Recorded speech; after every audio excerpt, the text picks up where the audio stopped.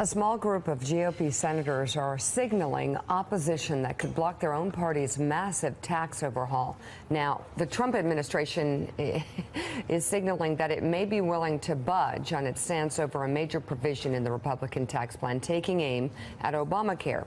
Speaking yesterday, White House Budget Director Mick Mulvaney suggested that while the administration wants to repeal the health law's individual mandate, it is open to dropping the repeal from the Senate bill to make sure a final bill gets to President Trump's desk, which Mulvaney says may take some bending of the rules. We're using reconciliation so that we only need 50 votes in the Senate instead of 60. In order to do that, the certain proposals can only have certain economic impact. And one of the ways to game the system is to make things expire. The Bush tax cuts back in the early 2000s did the same thing. They supposedly would expire after 9 years. What we tell folks is this, is if it's good policy, it will become permanent. If it's bad policy, it will become temporary. That's just the way that it is. So this is done more to force the shoehorn the bill into the rules than because we think it's good policy.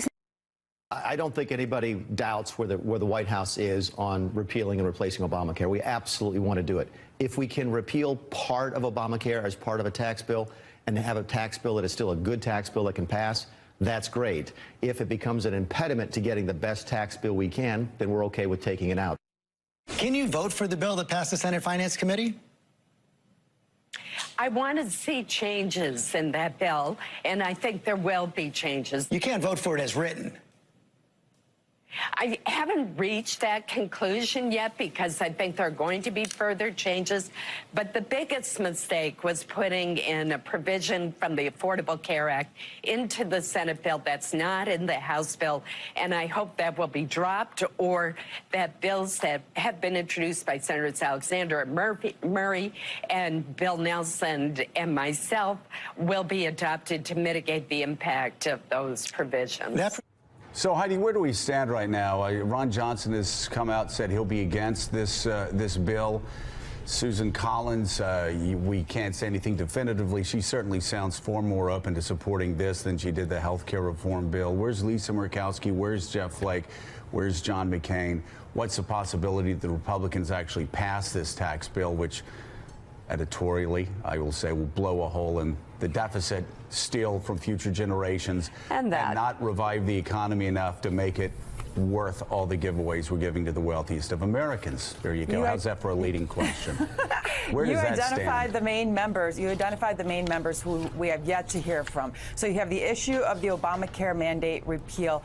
Before that even came onto the scene, you had big problems here under the surface with these members who actually care about the debt. Oh, you know what, Heidi, I forget Bob Corker, who told us even before this started being debated, he would have a hard time supporting this tax reform bill because, again, what would do to the national debt? Right, because we're at a point, Joe, I talked with a vulnerable Democrat who had originally been courted by this White House and now said, no way, basically, because we're at a point right now, and I think this is also potentially how Bob Corker is feeling, how folks like Jeff Flake may be feeling, that at what point does the debt itself crash the economy? At what point does the debt itself, when you're talking about long-term projections here, if nothing is done and Congress didn't change this, becoming 100% of GDP itself, crash the economy? And I think you're going to have members like Bob Corker ask, what exactly is your projection that you're pointing to that guarantees that once we pass this bill, despite all of its flaws of taking more money or giving more money to the rich than the middle class, of blowing up our national debt, does this actually promote the growth that you're promising? And they, shockingly, if you read the Wall Street Journal over the weekend, Joe, don't have that information. They can't guarantee us that this would create the growth. As a matter of fact, I don't know if you saw in the Wall Street Journal, there was a story about Gary Cohn asking CEOs, how many of you are going to invest once we give you this great Christmas present tax cut? And he's like, come on, everybody, raise your hands. And they weren't doing it. He didn't get the response that he was expecting. He didn't get the response he wanted, yeah. I've got to say, I think it's awesome And kids, by the way, if you're at home and you're just starting to follow politics, I can tell you, it's been the truth over the last 30 years, probably be the truth over the next 30 years. The only time Democrats ever care about the national debt is when Republicans are trying to pass tax cuts. The only time Republicans ever care about the national debt is when a Democrat is in the White House. So there you go. I know. Now you know about who cares. Is that not right? Well, then there's the only time you hear Democrats complaining about the debt is when Republicans want to pass tax cuts, and Republicans just don't care about the debt when they're the ones in the White House jacking it up. Unless they're retiring.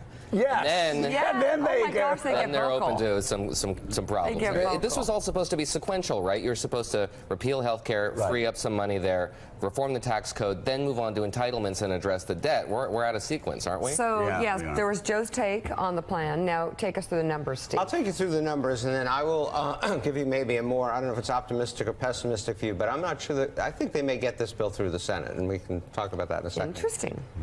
But first, let's start. There are really three things you need to know, and I think we've alluded to all of them. One, it helps the rich more than anybody else. Two, it increases the debt. And three, it kicks a lot of people off of Obamacare. So let's start with who are the winners and the losers.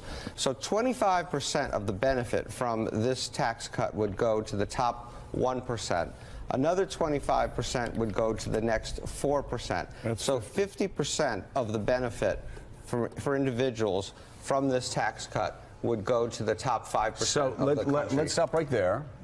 2 points. The first point is obviously the way the tax,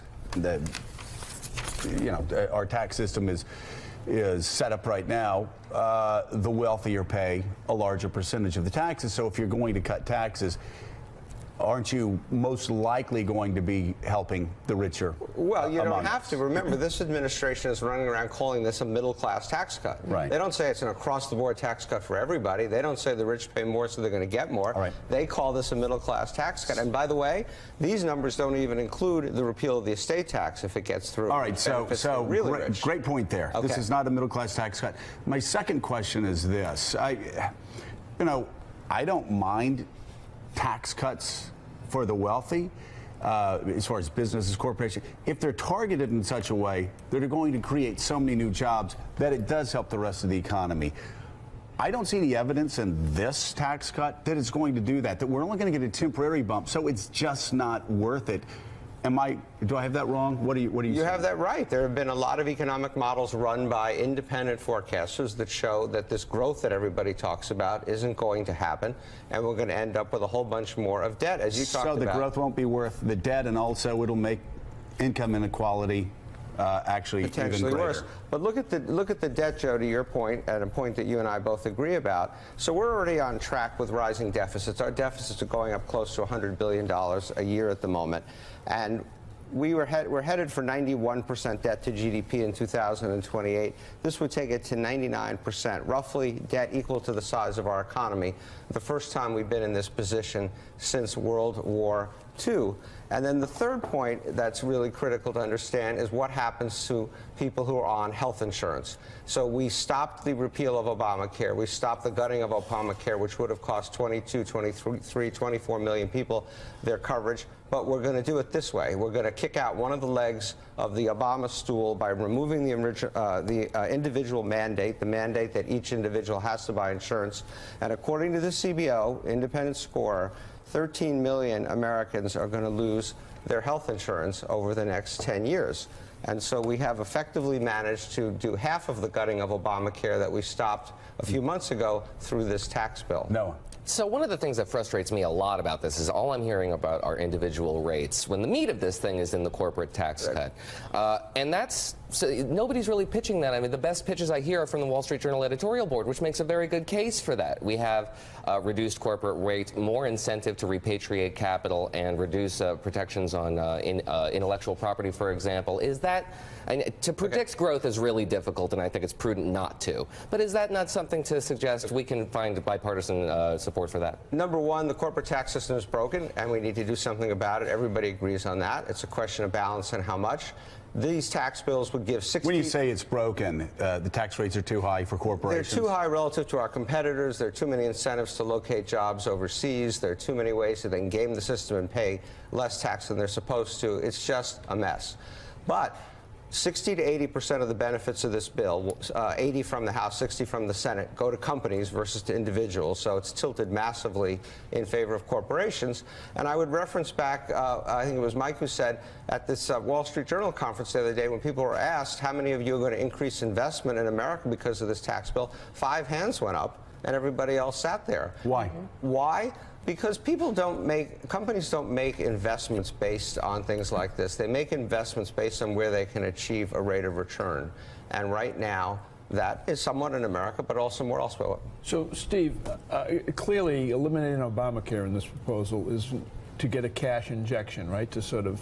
It does 2 things. It gets a cash injection, and for those who want to gut Obamacare, it helps you gut Obamacare. By the way, can I just say right now, that's never going to happen. People wanted to know why it was inserted. We just found out why it was inserted, so Republican senators can get cover saying, oh, I'll support it now that I've saved Obamacare. So these geniuses who propose to have it gutted right now, do they have any idea? Have they projected the cost of eliminating health care for 13 million people 10 years down the road? Well, actually, honestly, Mike, it works the other way. They actually save money because these people don't have to pay the penalties. And part of why it was put in here was as a budget gimmick to create some revenue. But let's go back to the politics for a second, because Susan Collins has not said she's going to vote against this. And in fact, she has not said even if this thing stays in, she's going to vote against it.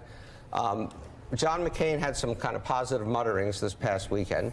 Corker, who's been saying what you said he said for a long time, still hasn't said he's against this bill. Ron Johnson, they're going to deal with very easily by fixing this little problem he has with the pass-throughs, and I suspect they will get his vote before this is over. So I would not count this bill out. I actually think this bill has a better than 50% chance of passing. I'm with you. The one thing that always unified Republicans on the House floor, when I was there, it still does, tax cuts. And if they don't get this done, President Trump has accomplished nothing legislatively. Right. What does this do to your thinking process in terms of your former political party, the Republican? When you see in the chart, 99%. In what year is it? 99% of the national... 2028. You know, again, the problem with Republicans are we are forever stuck in 1980. It's a 1980 campaign, Reagan against Jimmy Carter, and what were tax rates back then? 75, 80%? I mean, then it made a lot of sense to go out and you know, reduce the top rate from 75% to 40% or 35%. It's just so much harder now, and also we've got, say it again, we've got a $20 trillion debt. We've got an entitlement crisis that's going to bankrupt future generations, Social Security, Medicare, Medicaid. The reckoning is coming. I mean, I know there are a lot of liberal economists and a lot of Republican politicians that don't want to admit it, but the reckoning is coming. This is just the wrong time to do this. It's the wrong bill because, and like Steve said, and like every other bipartisan economist or nonpartisan economist has said, it's not going to provide the bump to the economy that's going to make it worth it.